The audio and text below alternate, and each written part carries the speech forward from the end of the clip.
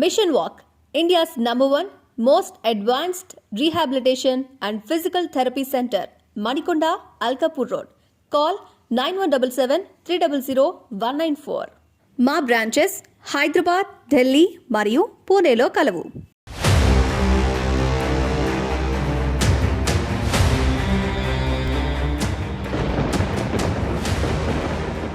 సత్యవేడు నియోజకవర్గం ఆంధ్ర తమిళనాడు సరిహద్దుల్లో ఉన్న వెనుకబడిన ప్రాంతం. ఇక్కడ ప్రజల సమస్యలు అన్నీ నేను కావు. ఎందుకంటే మంచినీటి దగ్గర నుంచి పాఠశాలలు, విద్య, ఆరోగ్యం అన్నీ ఇక్కడ సమస్యలే. గత 50 సంవత్సరాలుగా ఇక్కడ ఉన్న ప్రధాన పార్టీలు కూడా ఇక్కడ అభివృద్ధికి ప్రయత్నం చేయని పరిస్థితి ఇక్కడ కనపడుతుంది.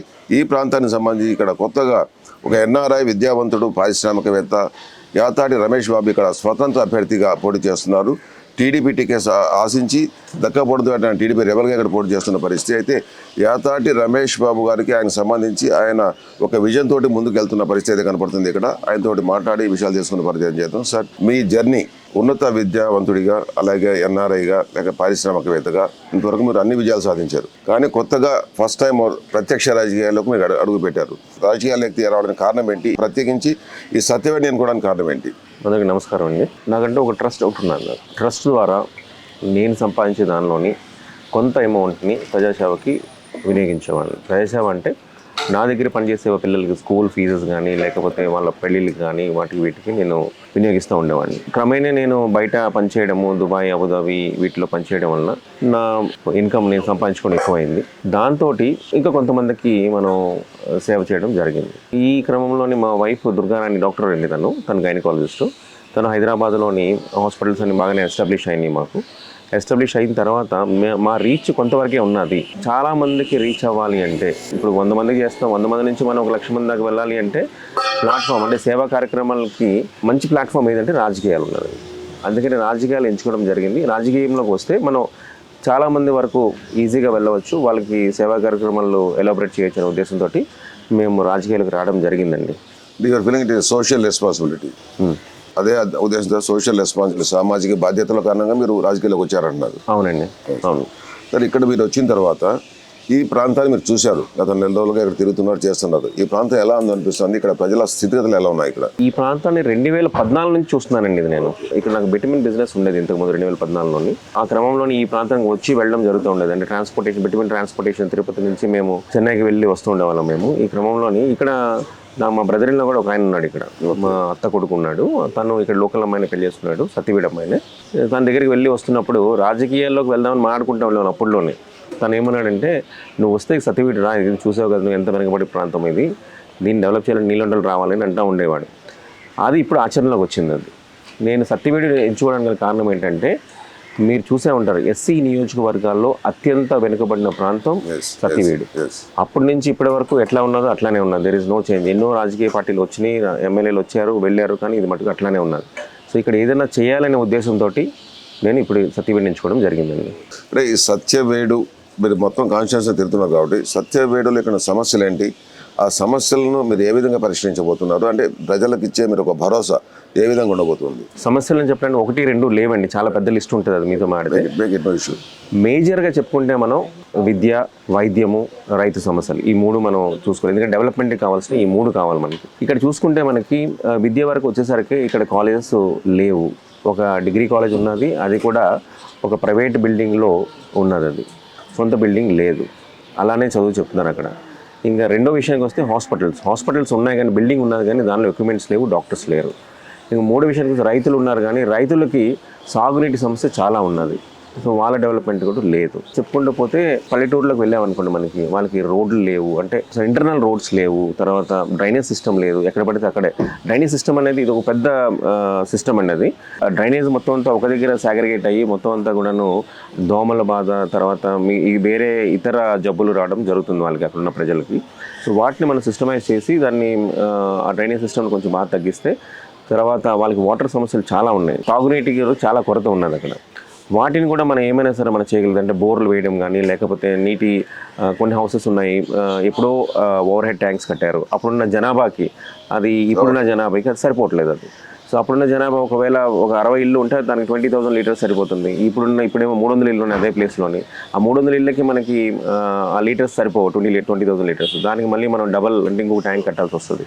సో ఇట్లాంటి సమస్యలు ఉన్నాయి. మరి ఎవరు కూడా మరి ముట్టుకోలేదు. ఎందుకు జరిగిందో ఇది ఇప్పటి వరకు నాకు తెలియదు. నాకు దీన్ని ప్రజల్లోకి తీసుకువెళ్తున్నాను. నేను చేయగలిగింది నేను చేస్తానని చెప్తున్నాను. నేను ప్రధానంగా ఈ ప్రాంతానికి సంబంధించి యువత బార్డర్ ప్రాంతం కాబట్టి ఇటు ఆంధ్రప్రదేశ్కి పూర్తిగా లేని పరిస్థితి, తమిళనాడు కూడా పూర్తిగా ఆదరించిన పరిస్థితి అయితే నేను గమనించాను ఇక్కడ.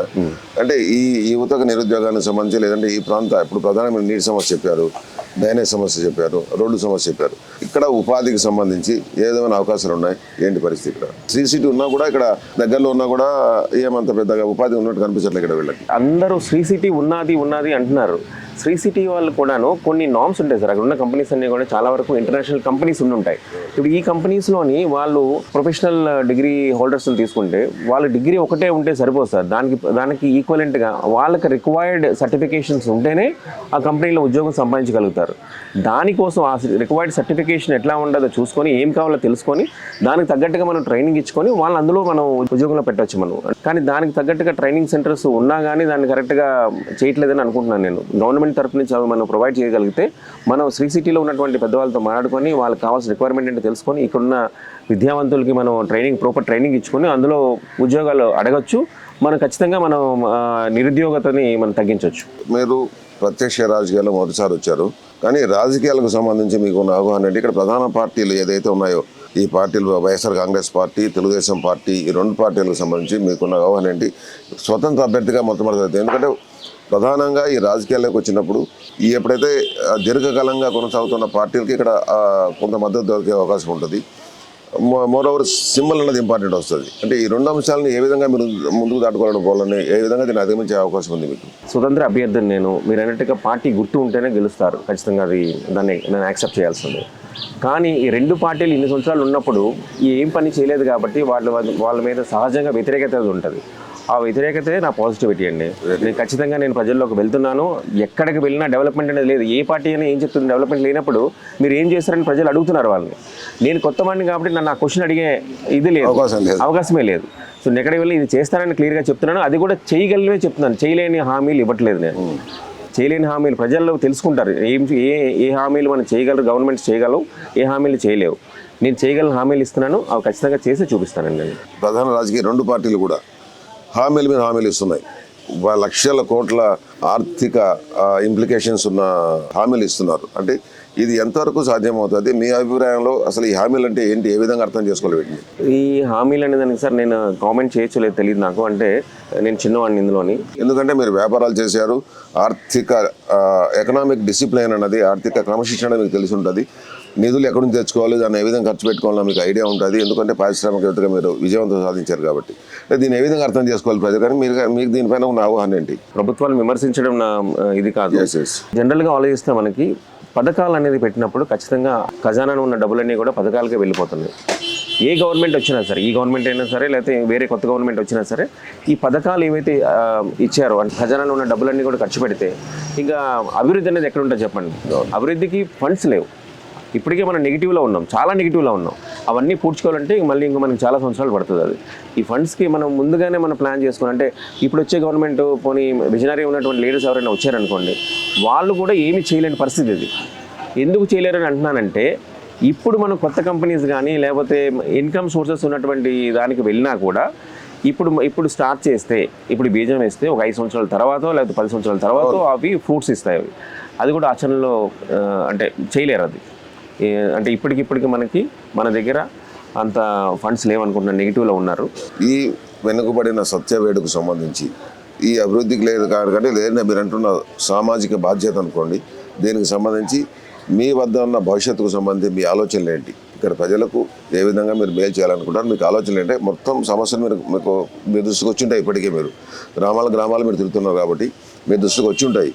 అంటే ఈ సమస్యలకు సంబంధించి మీకు ఒక విజన్ ఉంటుంది, ఏం మీరు చేయాలనుకుంటున్నారు? సార్ ఈ విషయంలో అంటే మీ సమస్యలు చాలా ఉన్నాయి. ప్రజలు చూసాం, మనం ప్రజల దగ్గరికి వెళ్ళినప్పుడు వాళ్ళు ప్రతి ఒక్కళ్ళు కూడా వాళ్ళ సమస్యలు చాలా అంటే ఒకటి కాదు, రెండు కాదు, రకరకాల సమస్యలు చెప్తున్నారు. ఒకలేమో స్కూల్స్ లేవంటారు, ఒకలేమో హాస్పిటల్స్ లేవంటారు, ఒకరు రోడ్లు లేవంటారు, డ్రైనేజ్ లేవంటున్నారు, లైట్లు లేవంటున్నారు. అంటే రకరకాలు ఉన్నాయి అన్నీ. ఇప్పుడు అన్నీ కూడా నేను వచ్చినా కానీ అన్నీ చేయలేను నేను. సో దానిలో ప్రయారిటైజ్ చేసుకొని దానిలో ముందు ముఖ్యంగా ఏం కావాలి వీళ్ళకి అనే దాన్ని చూస్తున్నాను. దానిలో ఏంటంటే సపోజ్ మనకి ఒక స్కూల్ కానీ లేకపోతే హాస్పిటల్ కానీ మనకి అవసరం ఉన్నదనుకోండి, ప్రయారిటైజేషన్లోని హాస్పిటల్ కన్స్ట్రక్షన్ ఎంత ఖర్చు అవుతుంది, దానికి కావాల్సిన మ్యాన్ పవర్ ఎంతమంది కావాలి మనకి, ఇవన్నీ క్యాలిక్యులేట్ చేసుకొని నేను నాకున్న ఫ్రెండ్షిప్ ద్వారా కానీ లేకపోతే నాకున్న సర్కిల్ ద్వారా కానీ ఆ ఫండ్స్ అంటే సపోజ్ ఒక ప్రాజెక్ట్ ఎస్టిమేషన్ వేసుకుని ప్రాజెక్ట్ 1 కోటి రూపాయలు 2 కోట్లు ఉన్నదనుకోండి, అందులో సగం కంట్రిబ్యూషన్ నేను నా ఫ్రెండ్స్ ద్వారా కానీ నా ద్వారా కానీ నేను చేస్తాను కంట్రిబ్యూషన్. మిగతా సగం అక్కడ ఆ ఊర్లో ఉన్నటువంటి ఆల్రెడీ సెటిల్డ్ అయినటువంటి పెద్ద వ్యక్తుల్ని అప్రోచ్ అయ్యి వాళ్ళ దగ్గర నుంచి ఆ సగం కూడా తీసుకొని ఆ ప్రాజెక్ట్ కంప్లీట్ చేద్దామని అంటే నాకు ప్రణాళికలు ఉన్నాయండి. ఇంకా నేను ఎమ్మెల్యే కింద అయితే మటుకు ఖచ్చితంగా మీరు అంటున్నారు శ్రీ సిటీ ఉందని అంటున్నారు, వాళ్ళ దగ్గర కూడా మనం మాట్లాడి వాళ్ళతో కూడా మనం ఇలాంటి మంచి పనుల్లోనే వాళ్ళని భాగస్వామ్యాలు చేయొచ్చు. మీరు ప్రచారం వెళ్తున్నప్పుడు ప్రజలకు సంబంధించి మీకు ఏ విధంగా ఆదరణ లభిస్తోంది? ఈ రణరంగంలో చివరి దశకు వచ్చేసాం, కేవలం 9 రోజులు టైం ఉంది అంతవరకే. అంటే దీనికి సంబంధించి ప్రజల నుంచి మీకు ఏ విధమైన ఆదరణ లభిస్తుంది?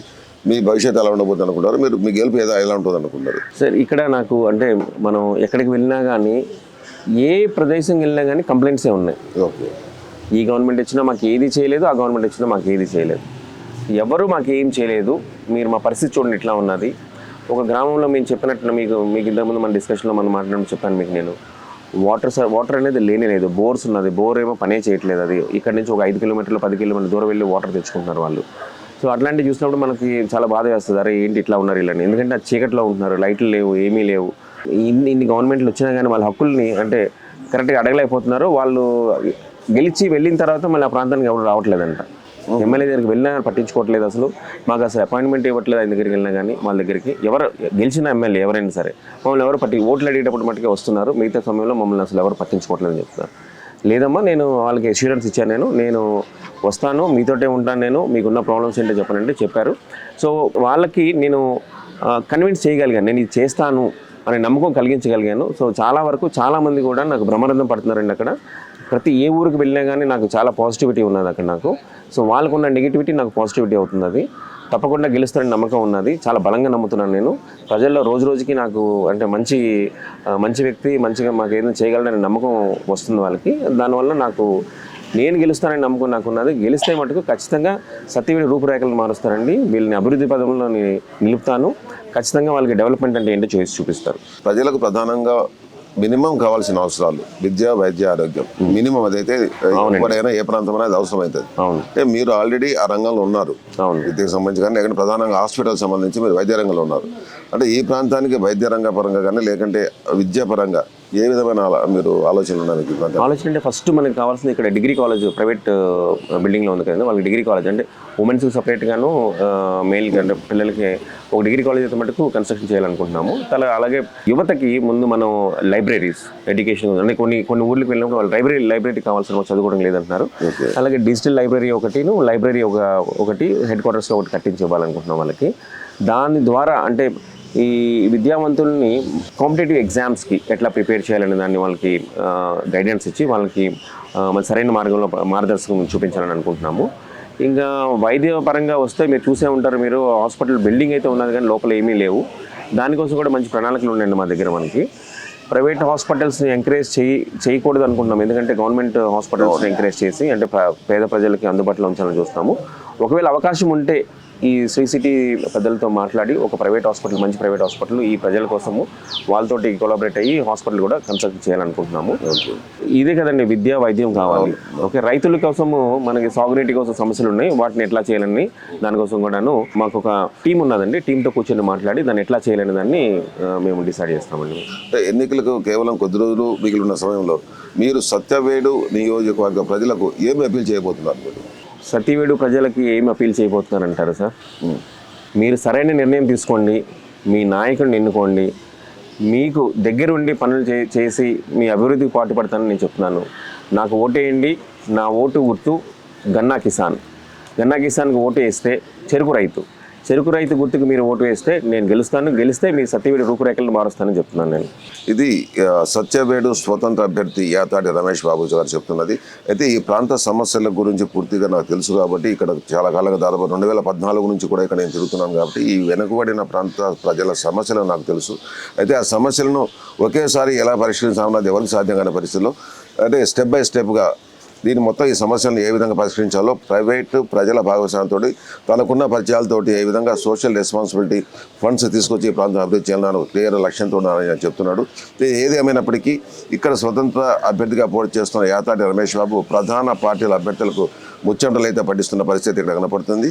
ఖచ్చితంగా ప్రజలు ఇంతవరకు దాదాపు 50 సంవత్సరాలుగా ప్రధాన పార్టీల అభ్యర్థులు గెలిచినప్పటికీ ఇక్కడ అభివృద్ధి సాధ్యం కాలేదు కాబట్టి ప్రజలను తనను ఆదరిస్తున్నారని చెప్తున్నారు. ఖచ్చితంగా ఈ ప్రాంత ప్రజలను ఆదరిస్తే ఈ ప్రాంత అభివృద్ధికి సంబంధించి లేదంటే ప్రధానంగా ప్రజల సమస్యలు ఏదైతే విద్యా వైద్య రంగాలు ఉన్నాయో ఆ సమస్యలకు సంబంధించి ఇమీడియట్గా దృష్టి పెట్టి సాధిస్తానని ఈ ప్రాంత సత్యవేడు అభివృద్ధికి పూర్తిగా ఇక్కడ మమేకమై ప్రజలతో కలిసి పనిచేస్తున్నారని చెప్తున్న పరిస్థితి.